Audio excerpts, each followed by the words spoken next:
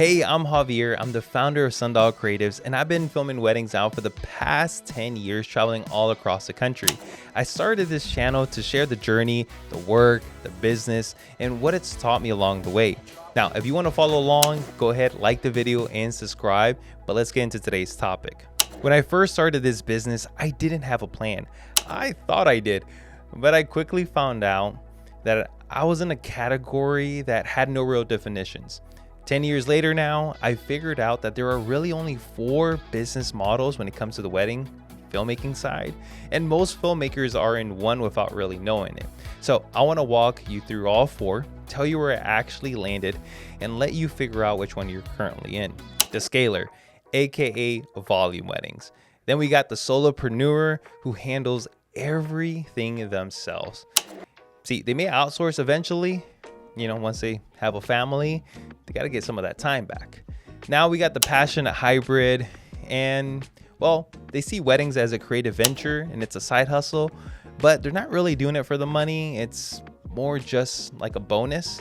And last but not least, we got the 1%. This filmmaker only works in the luxury market, and you barely see the work because, well, they're restricted to those NDAs, but you're always going to see them at all the wedding vendor parties and networking. So there's no shame in that, but that's the truth. The scaler is someone who appreciates the challenge of scaling a business, a challenge that has so many dimensions to it. Now, this model does rely a lot on SOPs, which are standard operating procedures, and a lot of trust. Look, this operator has a talent for scouting talent and creating an offer that makes sense for those creatives that they're searching for, because a real client isn't couples, it's actually creatives. See, they're creating an opportunity for them that feels like a no-brainer, so that, well, they can be a part of his business, under his business, he or she. But you get the point.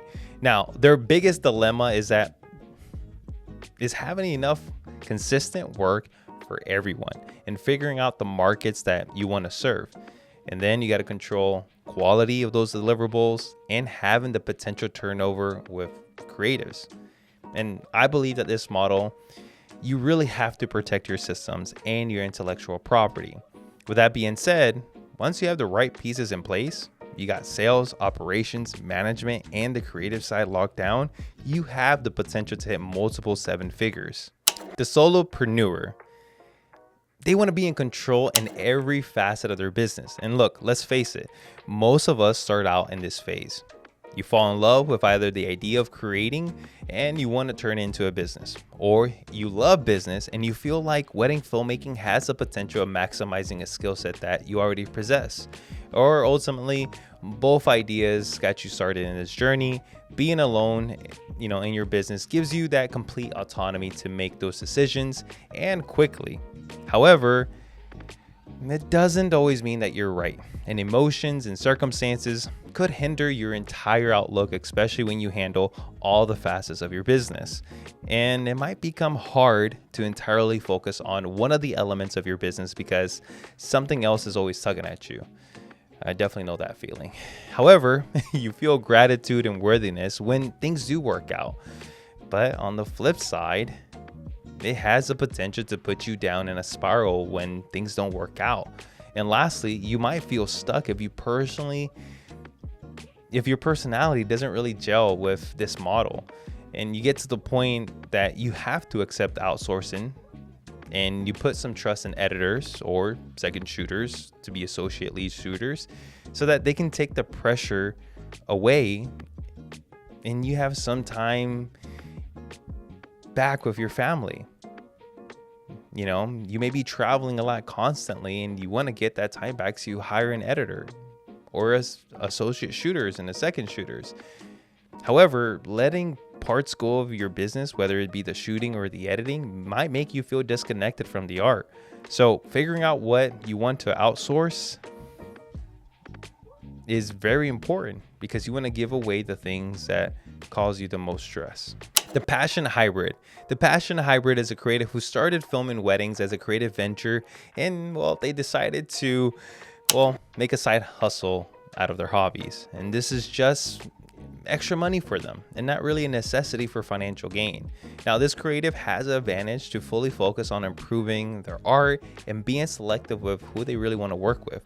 And that's what I call leverage. Now, I understand that there are some passionate hybrids that do rely on this for the additional income. And so they have to make sure that it works out for them because it has an impact on their finances. Now, this model, though, has a big advantage, which is removing the financial pressure if you don't rely on the income, so that you can improve on your skill sets in the different facets of the business at your pace. And you can be much more consistent because you're removing emotions and allowing yourself to be able to see the full business from a different perspective. The 1%ers are filming the top weddings in the wedding industry.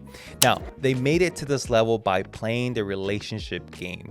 They treated every opportunity, whether they met with a vendor or couple, to focus on relationships and providing value one way or another.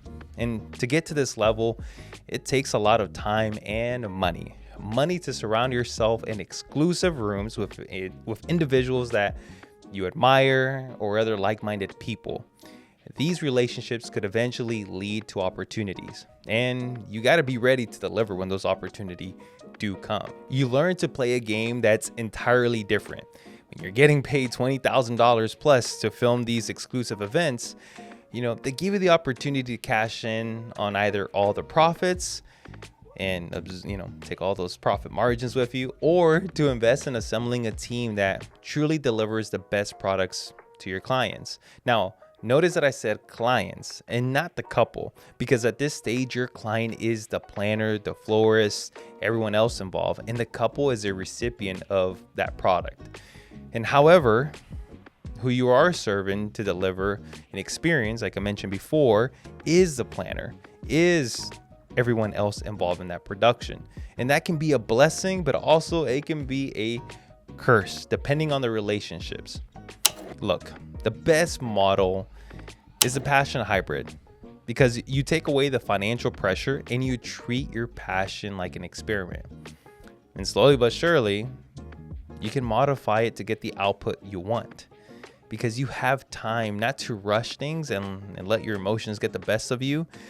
Because if they're at the driver's seat, it's kind of hard to make those, analytical points. And removing your emotions is critical at this stage to get the model working in your favor, because you build it in a way to get clear inputs that don't hinder the foundation of your convictions that you may have. So it gives you more time to be able to figure out what the output is going to look like if you know this is your foundational points.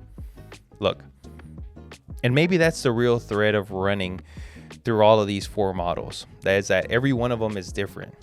And they're different, but they actually go in line to answer the same question: is how much are we trying to control? The scaler controls the system, the solopreneur controls every detail, and the 1% controls the room. The passionate hybrid controls how much they need it to pay. 4 different grips on the same thing. So I'm going to leave you with this. On Proverbs chapter 3, verses 5-6 says, "Trust in the Lord with all your heart and lean not on your own understanding. In all your ways acknowledge him, and he shall direct your paths."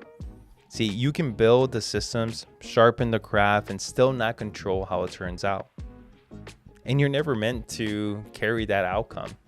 Look, I spent years leaning on my own understanding of what this business was supposed to look like, and it kept me in a category with no definition. So tell me, which one of the 4 are you currently in right now? I really want to know where you're actually at. And hey, continue building and let God determine the outcome. I'll see you guys on the next one. Peace.